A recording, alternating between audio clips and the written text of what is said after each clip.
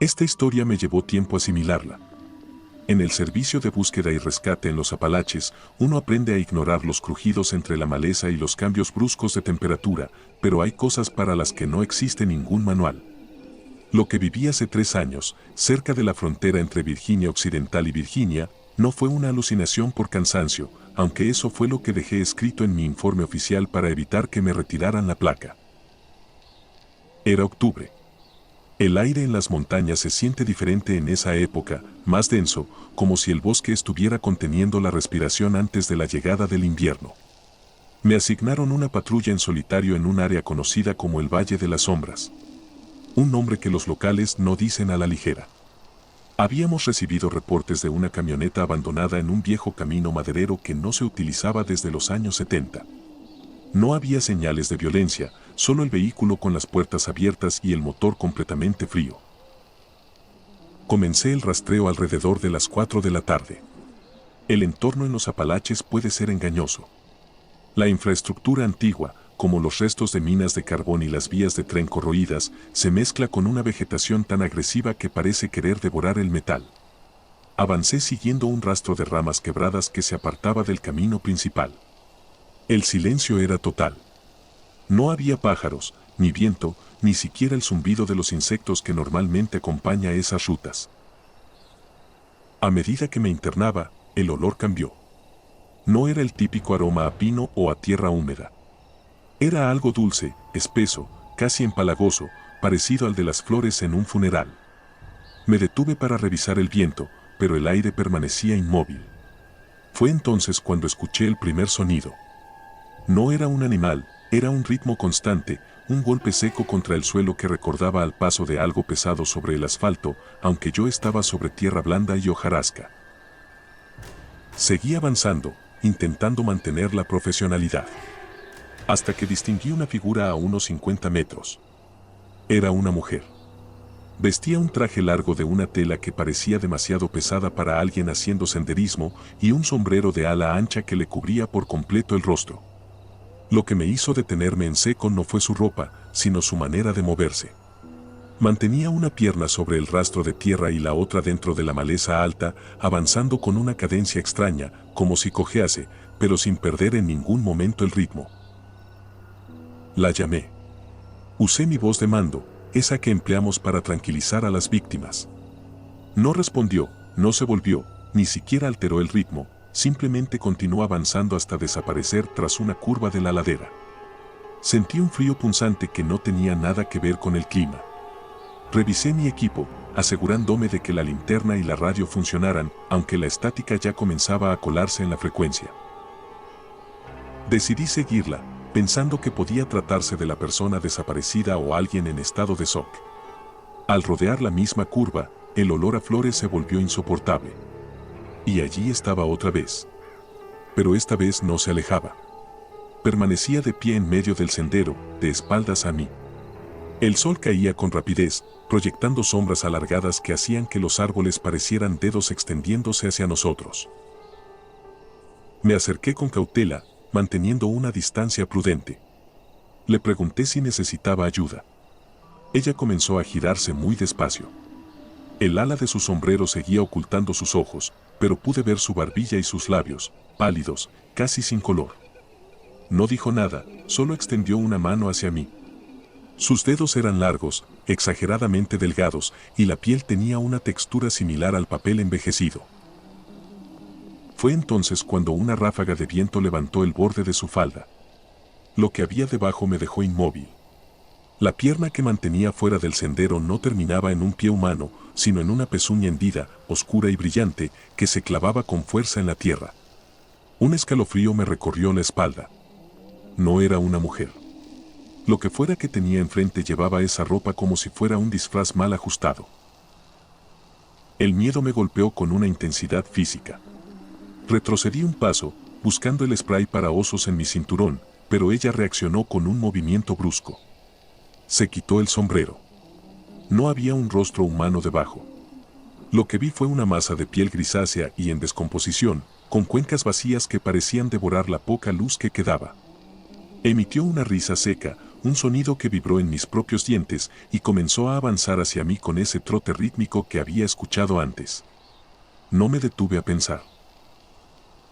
En la montaña, el instinto de supervivencia es una reacción física que anula cualquier forma de razonamiento.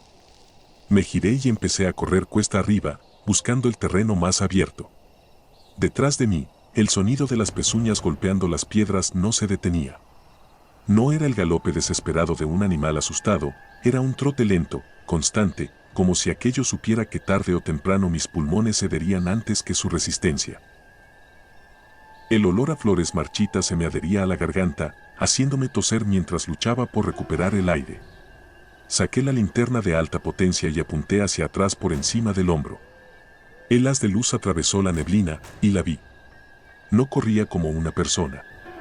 Se desplazaba de lado, con el cuerpo inclinado en un ángulo imposible, esquivando los troncos de los pinos sin perder velocidad. Su falda se enganchaba en las zarzas, rasgándose, dejando ver más de esa piel grisácea y tirante que cubría huesos anormalmente largos. Llegué a una zona de antiguas vías de tren, un terraplén elevado que atravesaba el bosque. Allí el suelo estaba cubierto de grava gruesa. Mis pasos resonaban con fuerza, pero el sonido de las pezuñas se detuvo de golpe. Yo también me detuve, ocultándome tras la estructura oxidada de un viejo vagón de carga abandonado décadas atrás. Apagué la linterna. El silencio que siguió fue total. Pasaron minutos. El sudor se me enfriaba en la frente y el corazón golpeaba mis costillas con tanta fuerza que temía que pudiera escucharse desde fuera. Entonces, desde el otro lado del vagón, escuché una voz. No era la voz de una criatura. Era suave, femenina, casi idéntica a la de la operadora de nuestra base de radio. ¿Me escuchas?, dijo la voz. Me he caído. Necesito ayuda con la pierna. Me quedé completamente inmóvil.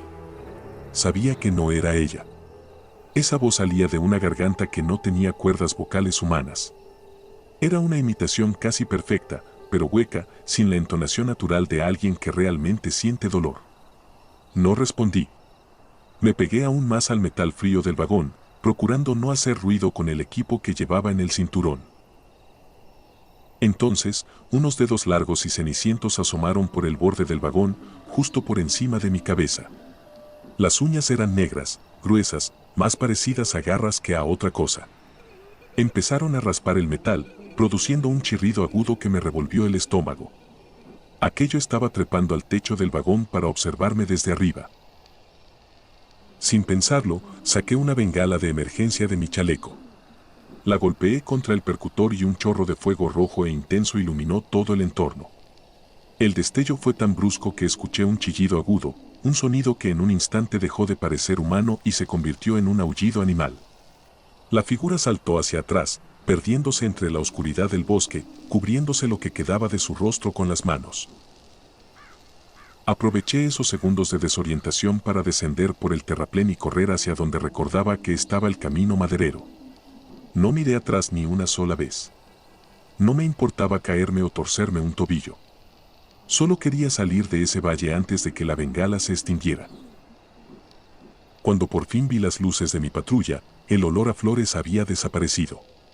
Subí al vehículo, cerré los seguros y encendí el motor con las manos temblando tanto que me costó meter la marcha. Mientras giraba en el camino de tierra, los faros iluminaron por un instante el borde del bosque. Estaba allí, de pie entre dos pinos. Ya no llevaba el sombrero. Me observaba fijamente con esas cuencas vacías, y lo último que vi antes de acelerar fue cómo levantaba una mano, despidiéndose con un gesto burlón. En el informe escribí que el vehículo abandonado no presentaba indicios de criminalidad y que no se encontró rastro del conductor debido a la inestabilidad del terreno. Mi supervisor me miró con extrañeza al ver mis manos vendadas y el uniforme hecho jirones, pero no hizo preguntas. En los Apalaches, los que llevamos años en esto sabemos que hay informes que es mejor dejar a medias. A veces, cuando estoy en casa y el viento sopla desde el sur, el olor a rosas vuelve a colarse por las ventanas. Me pregunto qué era realmente aquello.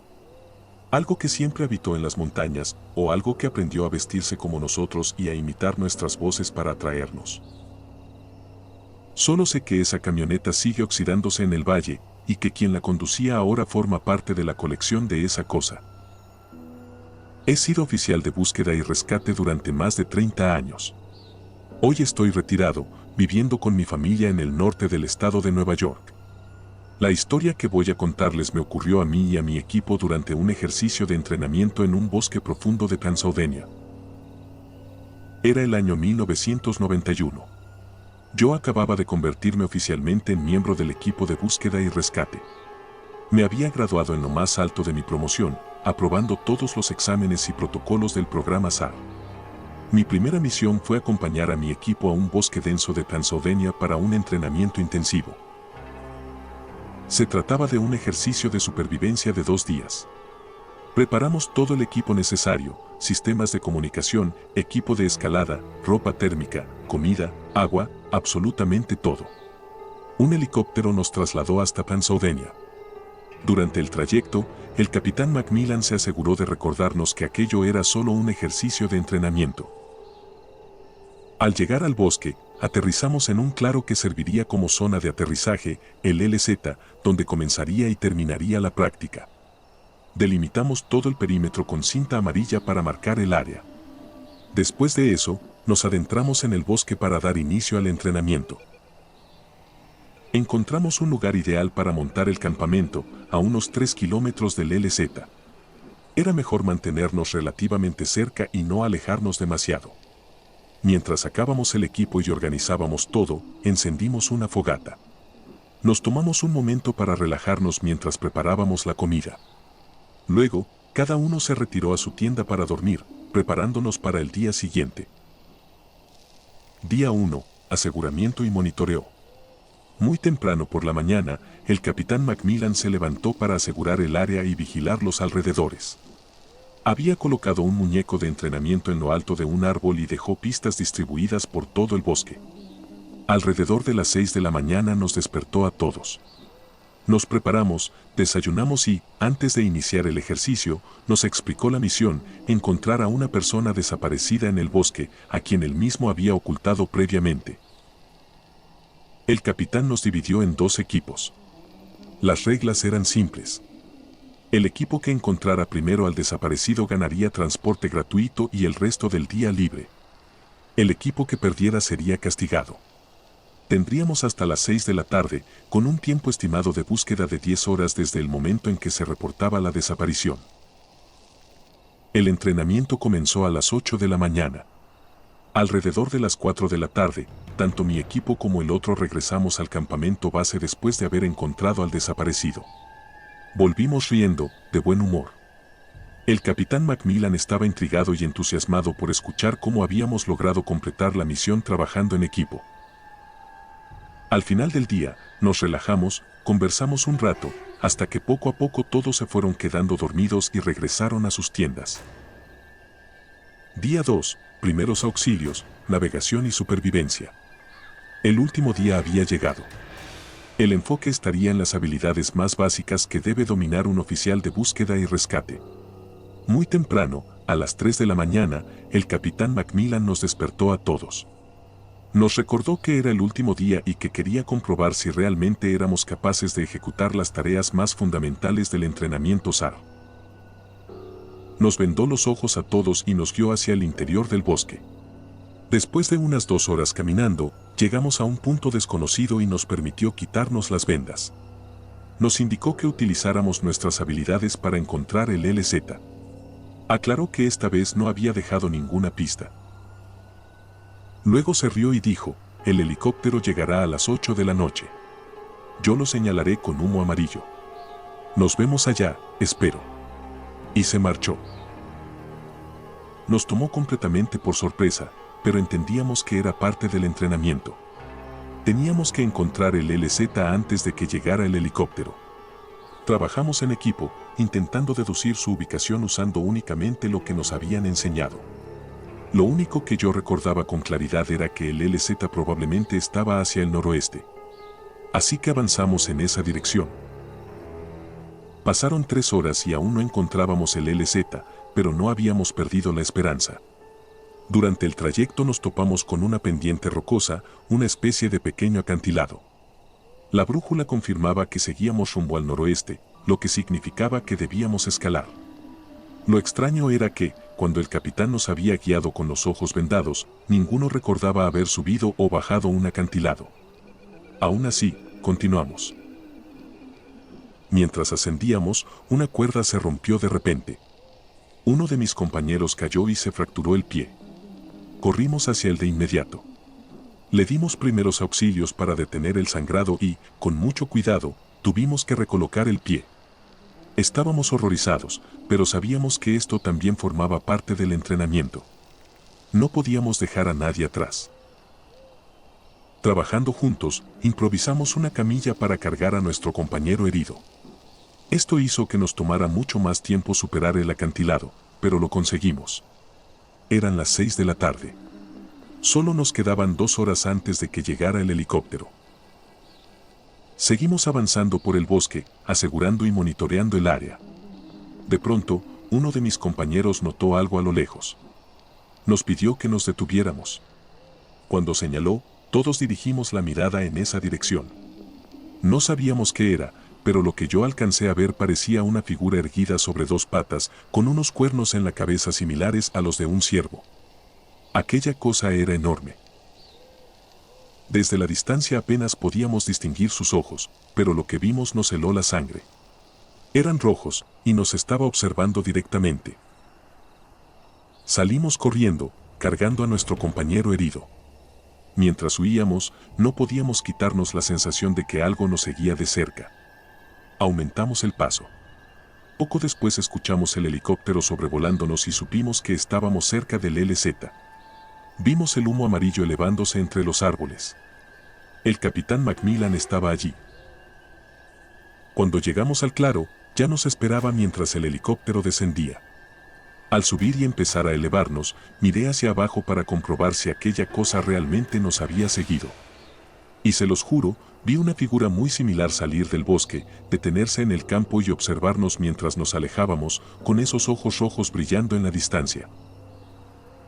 Cuando regresamos a la base de búsqueda y rescate, le contamos al capitán Macmillan todo lo que había ocurrido desde que nos dejó, pero omitimos una parte. Nunca mencionamos lo que vimos. Aquello que, posiblemente, nos persiguió por el bosque ese día. No sabemos qué era. Lo único que sabemos es que hay algo extraño y perturbador en los bosques de Pennsylvania. No estoy seguro de por qué he decidido contar esto ahora. Supongo que, después de tanto tiempo, el silencio pesa más que la propia historia. En este trabajo, si empiezas a hablar de cosas que no tienen explicación, tarde o temprano te apartan del servicio activo. Dicen que el estrés de la montaña te hace ver cosas, que la falta de oxígeno o el agotamiento te juegan malas pasadas. Yo también lo creía. Soy oficial de búsqueda y rescate desde hace 12 años. He trabajado en incendios, desapariciones y evacuaciones por clima extremo. Estoy acostumbrado al frío y a la indiferencia de la sierra, pero lo que ocurrió el invierno pasado en el sector norte de la reserva es algo que aún no sé cómo clasificar. Había caído una tormenta de nieve 3 días antes. El aviso nos llegó tarde. Un senderista experimentado no había regresado a su refugio. Me asignaron una zona de búsqueda en la parte alta, cerca de una antigua estación repetidora de radio que llevaba décadas fuera de servicio. El lugar es hostil. No hay árboles a esa altura, solo rocas cubiertas de hielo y un viento que suena como si alguien arrastrara láminas de metal sobre el suelo. Mi tarea era rutinaria, revisar el perímetro de la estación y comprobar si el desaparecido se había refugiado allí. Caminé durante unas 4 horas. El sonido de mis crampones golpeando el hielo era lo único que rompía el silencio. Llegué a la estructura metálica justo cuando la luz comenzaba a desvanecerse. Es un sitio que se siente antiguo, como si el tiempo se hubiera detenido de forma antinatural. Entré en la caseta de mantenimiento para resguardarme de las ráfagas mientras revisaba el mapa. Todo parecía estar en orden. La puerta de hierro estaba trabada, pero no asegurada con llave. Dentro, el aire se sentía aún más denso y frío que en el exterior. Mientras iluminaba las esquinas con la linterna, noté algo en el suelo. Eran restos de comida, latas abiertas de manera rudimentaria, pero no recientes. Estaban cubiertas por una capa de polvo grisáceo. Lo extraño no era que alguien hubiera estado allí, sino cómo estaban colocadas. Las latas formaban una fila perfectamente alineada, de mayor a menor tamaño, apuntando directamente hacia la esquina más oscura de la habitación. No era el comportamiento de alguien muriendo de hipotermia. Una persona con frío desordena todo, busca calor, rompe lo que sea necesario. Esto se sentía intencional. Salí de la caseta porque la falta de luz empezaba a incomodarme. Saqué el visor térmico para inspeccionar el exterior. La pantalla mostraba todo en tonos de azul profundo y violeta. Frío absoluto. Entonces lo vi. A unos 200 metros, cerca de una antena caída, apareció una mancha de calor. Era pequeña, apenas un rastro. Pensé que se trataba del senderista. Comencé a avanzar en esa dirección, llamándolo por su nombre. La nieve crujía bajo mis botas, pero desde la antena no llegaba ninguna respuesta. Cuando alcancé el punto exacto, no había nadie. Sin embargo, el visor seguía marcando calor en el suelo, como si algo hubiera estado allí hacía apenas unos segundos. Me agaché y toqué la nieve. No había huellas de botas. Había marcas, sí, pero eran hendiduras circulares, como si algo pesado, tubular, se hubiera apoyado sobre la superficie. Fue entonces cuando el viento se detuvo por completo. En la montaña, el silencio absoluto es una de las sensaciones más inquietantes que existen. Encendí la radio para reportarme con la base, pero lo único que obtuve fue estática. Una estática rítmica. No era el típico ruido blanco de la interferencia. Era un sonido constante, como una respiración pesada filtrándose a través de un micrófono antiguo. Sh. Levanté la vista hacia la estación repetidora que acababa de dejar atrás. En la parte superior de la torre, donde el metal está más corroído, algo se movió. No fue un movimiento brusco, sino un cambio lento de posición, una sombra que parecía fundirse con la estructura. No tenía una forma claramente humana, pero era lo suficientemente grande como para interrumpir la luz de la luna. No corrí. En la nieve, correr es arriesgarse a una caída fatal. Simplemente me giré y comencé a descender por la ruta marcada. Durante todo el trayecto sentí con claridad que algo me observaba desde lo alto. No era una amenaza directa, era más bien como si me estuvieran midiendo el tiempo mientras me alejaba. Al día siguiente, otro equipo encontró al senderista. Estaba a kilómetros de donde yo había estado, en la dirección opuesta. Aseguró que nunca se acercó a la estación de radio. A veces, cuando estoy en la base y reviso los registros de esa noche, intento convencerme de que las marcas en la nieve eran de algún animal o que el calor detectado era un residuo geológico. Pero no puedo olvidar el sonido de la radio. Esa estación no tiene electricidad desde los años 80. No hay cables, no hay baterías, no hay nada que pueda emitir una señal. Y aún así, cada vez que paso cerca de esa frecuencia en mi equipo personal, el ruido regresa. Un ritmo lento, paciente, como si estuviera esperando a que alguien vuelva a la cima. Esta historia me ha costado mucho escribirla. He pasado meses borrando párrafos enteros porque no quería que sonara como una típica leyenda de campamento. Soy rescatista en zonas de lagos y alta montaña, y lo que solemos ver son accidentes, negligencias o gente que simplemente no respeta la naturaleza. Pero lo que encontramos en la orilla del lago Negro, durante la búsqueda de una pareja de biólogos, es algo que no me deja dormir si no hay una luz encendida en el pasillo. Era finales de otoño. El agua del lago estaba tan quieta que parecía una placa de vidrio oscuro. Habíamos instalado el campamento base a unos 2 kilómetros de la última posición conocida de los investigadores. Mi compañero Marcos y yo teníamos asignada la patrulla de la orilla este, una zona donde el bosque se vuelve tan denso que los árboles parecen disputarse cada centímetro de espacio. El ambiente era pesado, con una humedad que se metía en los huesos incluso llevando ropa técnica. El único sonido era el golpeteo constante del agua contra las piedras y el crujido de las ramas secas bajo nuestras botas. Estábamos buscando cualquier rastro, una prenda, una huella, equipo de muestreo. Alrededor de las 5 de la tarde encontramos su bote. Estaba encallado entre unos juncos. Lo extraño era que no presentaba daños. No había señales de lucha, ni sangre, ni nada fuera de lugar, salvo que todo el interior estaba cubierto por una fina capa de sedimento del fondo del lago. Era como si alguien hubiera sacado cubetas de lodo y las hubiera esparcido cuidadosamente sobre los asientos y los remos. Marco sacó la cámara para documentar el hallazgo. Mientras él tomaba las fotos, yo me acerqué a la orilla. El agua allí es profunda y extremadamente fría. Al mirar hacia el fondo, noté algo que no encajaba. Había una serie de objetos blancos alineados bajo el agua a aproximadamente 1 metro de profundidad. Formaban una especie de camino recto que se perdía hacia el centro del lago. Me puse los guantes y metí el brazo para tocar uno. No era una piedra, era un frasco de vidrio, de los que usan los biólogos para muestras, pero estaba lleno de algo oscuro y espeso. Al levantarlo ligeramente, sentí una vibración en el agua. No fue una simple onda, fue una vibración física, como si algo enorme estuviera generando un zumbido a gran profundidad bajo la superficie. Solté el frasco y retrocedí.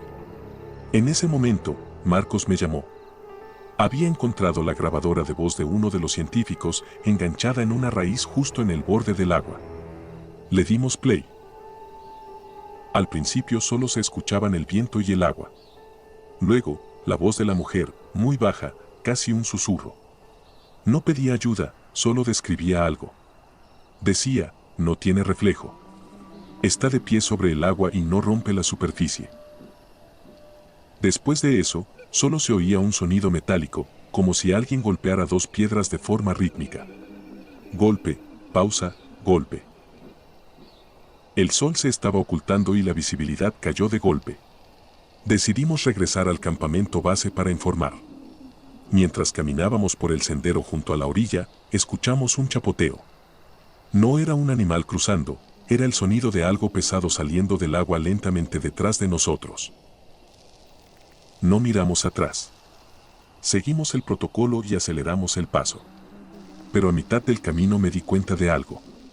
El sonido de los golpes de la grabación se estaba repitiendo. No provenía de la grabadora, que estaba apagada en el bolsillo de Marcos. Venía del bosque, a nuestra derecha. Era el sonido de algo golpeando los troncos de los árboles mientras avanzábamos, siempre a la misma distancia, siempre manteniendo nuestro ritmo. Llegamos al campamento base empapados en sudor frío. Nunca encontramos a los biólogos. El bote desapareció esa misma noche, a pesar de que lo habíamos asegurado con cuerdas a un árbol grueso. Los peritos dijeron que las cuerdas no habían sido cortadas, sino que se deshicieron, como si se hubieran podrido en cuestión de horas. Sigo trabajando en rescate, pero ya no acepto turnos en el sector del lago. A veces, cuando el equipo de radio entra en una zona sin señal, se cuela un zumbido muy bajo. Un sonido que me recuerda a la vibración de aquel frasco bajo el agua. No sé qué hay ahí abajo, pero sé que siente curiosidad por nosotros. Y lo peor de todo es que, desde ese día, cada vez que me miro en un espejo con poca luz, tardo un segundo más de lo normal en reconocer mi propio reflejo. A veces me pregunto si el entrenamiento que recibimos realmente sirve cuando te enfrentas a algo que no tiene nombre. Llevo media vida rescatando gente de grietas y encontrando excursionistas perdidos entre la maleza.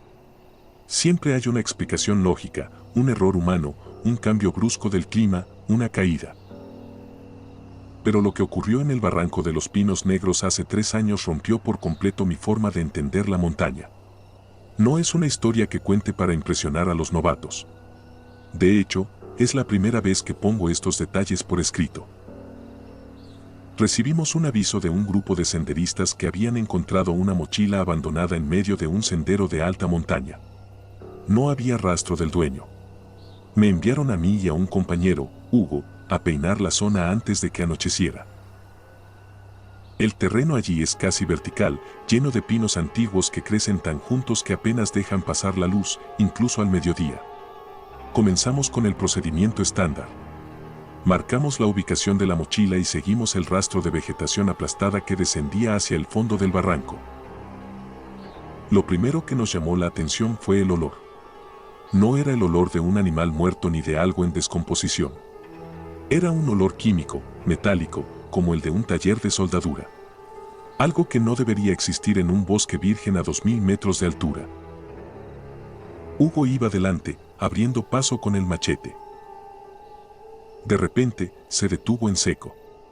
Frente a nosotros, en un pequeño claro, encontramos la ropa. No estaba tirada. Los pantalones, la chaqueta y las botas estaban dispuestos sobre el suelo de tal manera que formaban la silueta de una persona acostada, pero completamente plana. Lo inquietante era que las prendas no tenían ni un solo rasguño, pero estaban adheridas a la tierra, como si algo las hubiera presionado con una fuerza descomunal hasta integrarlas en el suelo. Pasé la mano sobre la chaqueta de montaña. Estaba rígida, no por el frío, sino porque las fibras del tejido parecían haberse fundido.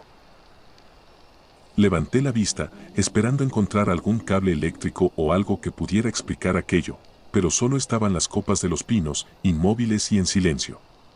En ese momento, el detector de metales de Hugo comenzó a emitir un pitido. No era continuo, era intermitente, siguiendo un patrón. Nos acercamos a un pino enorme que se alzaba junto a la ropa.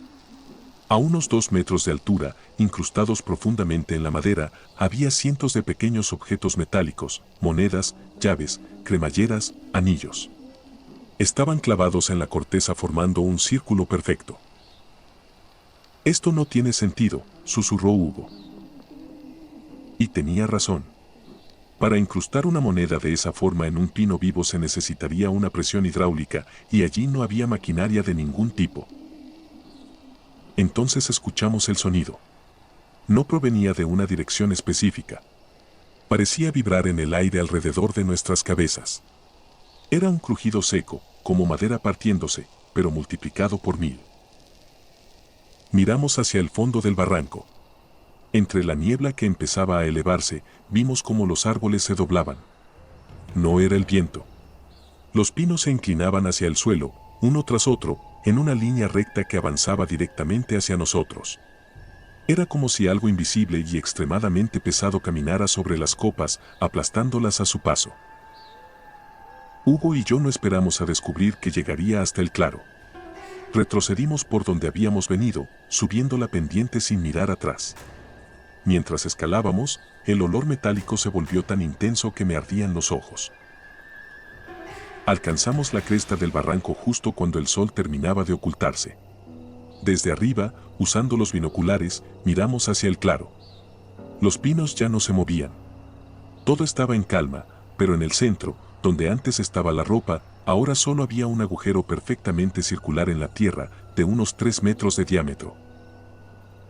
El fondo era tan oscuro que la linterna no lograba iluminarlo. Informamos del hallazgo, pero cuando el equipo forestal descendió al día siguiente, el agujero ya no estaba. Dijeron que el terreno era inestable y que probablemente se trató de un pequeño hundimiento local. No mencionaron la ropa, ni el olor, ni las monedas incrustadas en los árboles. A nosotros nos dieron unos días de descanso por fatiga de campo. Aún hoy, cuando cierro los ojos, vuelvo a escuchar ese crujido en la madera. ¿Qué pudo haber sido aquello? ¿Qué tipo de fuerza puede fundir la ropa de un hombre contra el suelo, dejar un rastro de metal incrustado en los árboles y luego desaparecer llevándose incluso la tierra? A veces pienso que la montaña no es solo roca y árboles, sino algo que respira y que, de vez en cuando, decide tomar algo de la superficie para llevárselo a un lugar donde la luz nunca llega. Llevo más de 25 años trabajando en búsqueda y rescate. Aunque ya no estoy en servicio activo, todavía colaboro como instructor ocasional. Lo que voy a contar ocurrió a principios de los años 2000, durante una misión real, no un entrenamiento. Sucedió en una zona montañosa del noroeste del país, dentro de un parque nacional donde el terreno cambia de forma brutal en cuestión de minutos. Era finales de otoño. El clima ya era inestable, con niebla baja y temperaturas que descendían rápidamente al caer la tarde. Recibimos el aviso cerca del mediodía. Un excursionista solitario no había regresado después de una caminata de un día. Su vehículo seguía estacionado en el inicio del sendero, pero no había rastro de él. Yo iba como líder de uno de los equipos. Éramos 4, todos con experiencia. Nada fuera de lo común, al menos al principio. El área era complicada, bosque denso, zonas rocosas, barrancos estrechos y una red de senderos antiguos que ya ni siquiera aparecían en los mapas actuales. La última señal del teléfono del desaparecido se había registrado cerca de una cresta elevada, así que nos dirigimos hacia allí. A medida que avanzábamos, el ambiente empezó a sentirse extraño. No era exactamente peligroso, ni completamente silencioso, solo raro. No había viento, pero los árboles crujían como si algo se desplazara entre ellos.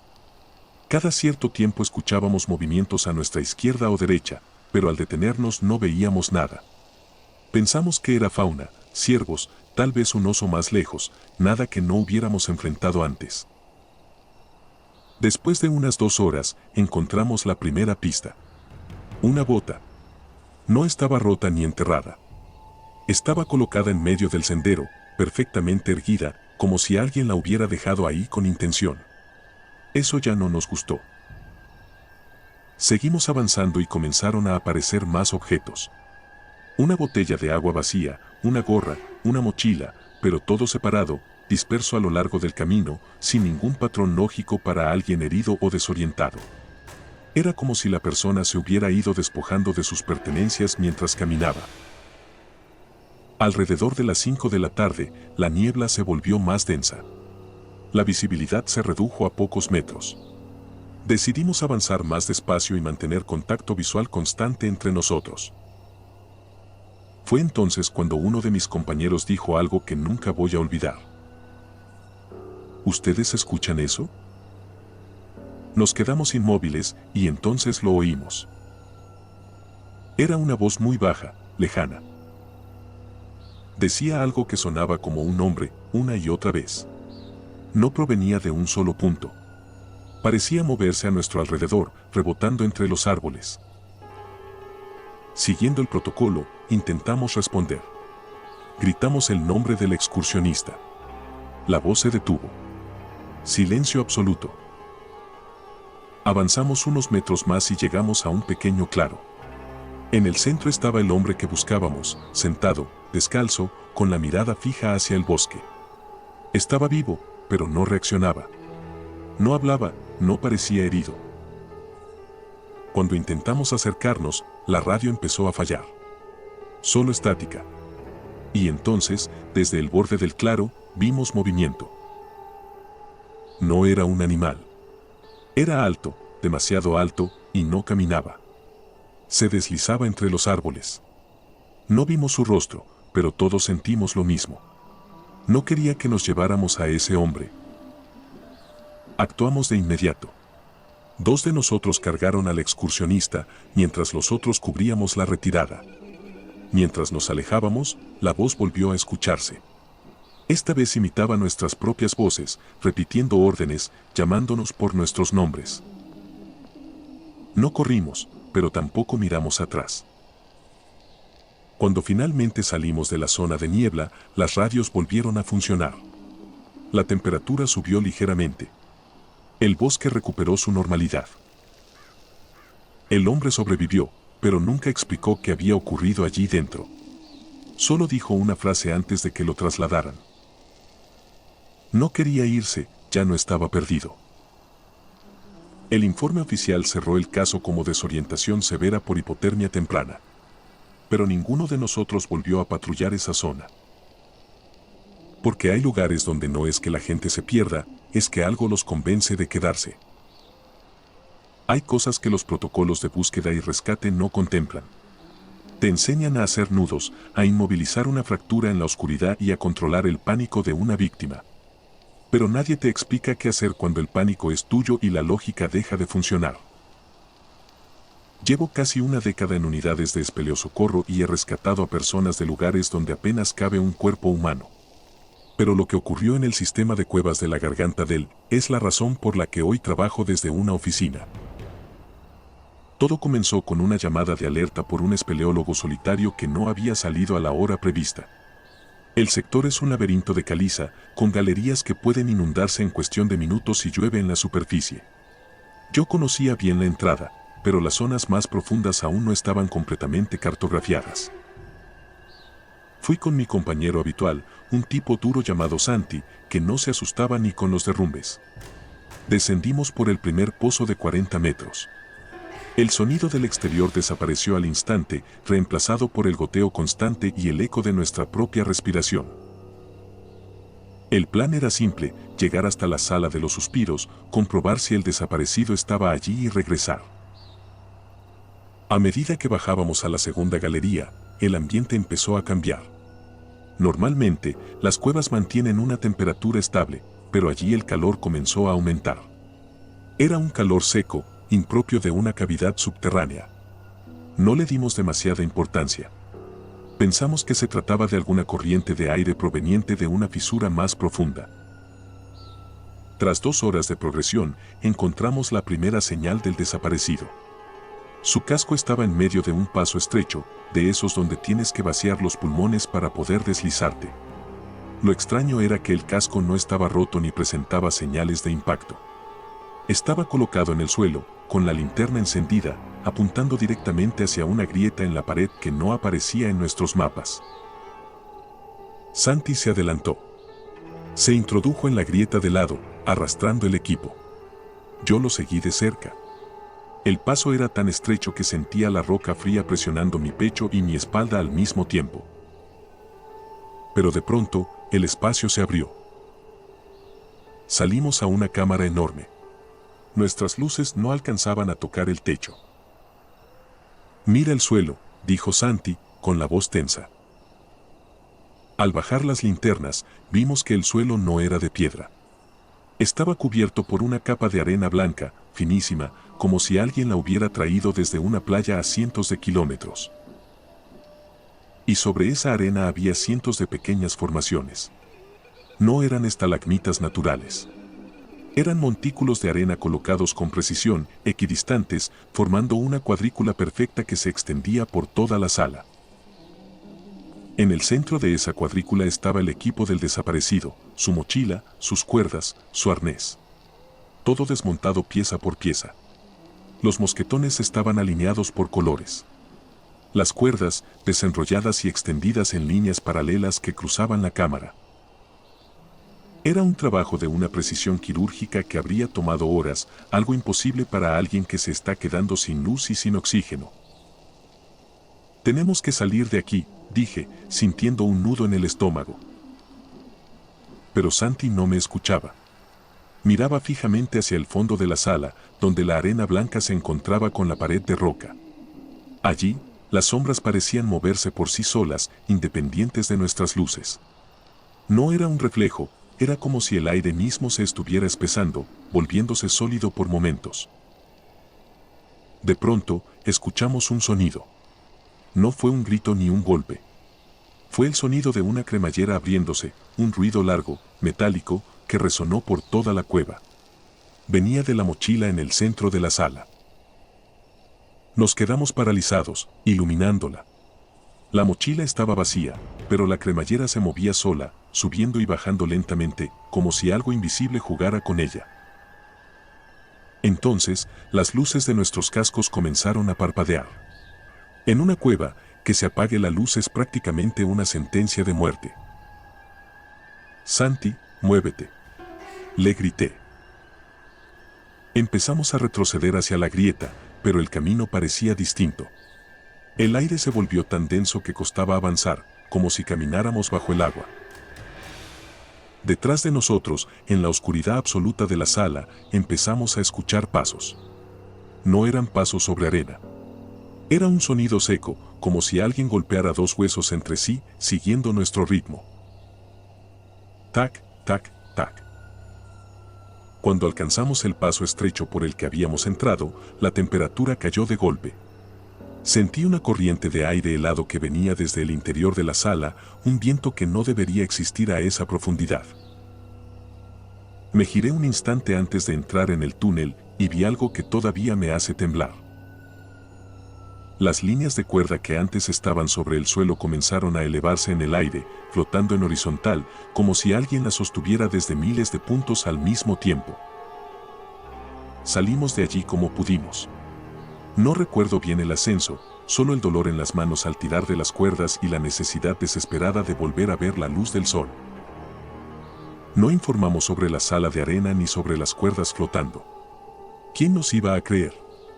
Dijimos que no habíamos encontrado rastro y que el terreno era demasiado inestable para continuar. Al desaparecido lo encontraron 2 semanas después en una cueva a 10 kilómetros de allí. Estaba en perfecto estado físico, pero no podía hablar. Solo dibujaba cuadrículas en el suelo con el dedo, una y otra vez, hasta desgastarse la piel. A veces me pregunto qué era aquello. ¿Qué tipo de fuerza vive bajo tierra, capaz de desarmar la materia con esa paciencia infinita? ¿Qué intentaba construir con esas cuerdas y esa arena? Dejé de entrar en cuevas. Pero hay noches en las que, en la oscuridad de mi habitación, vuelvo a escuchar el sonido de una cremallera abriéndose, muy despacio.